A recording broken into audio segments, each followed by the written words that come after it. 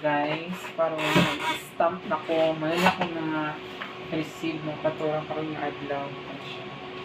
Hindi siya. So, kani siya. Mayroon ang mga copy sa mga delivery man. So, yun ako sa stamp para pagka-pick up nila.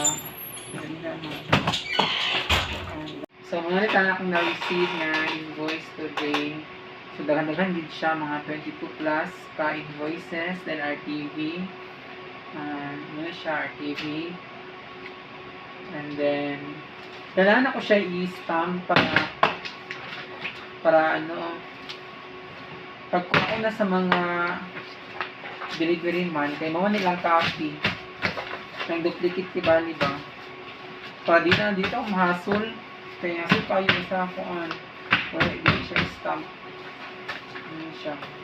Then kani siya man ang original dapat dili siya mawala kay hamon isang i-submit sa report na sa head office.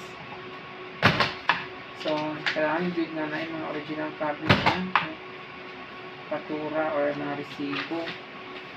Ano siya guys. Ako siyang i-stamp kaya ako na siyang i-scan. I-scan ako ni siya. Sabit naman sa report. Kaon nga adla. Sabi ko yun. Kaon nga adla.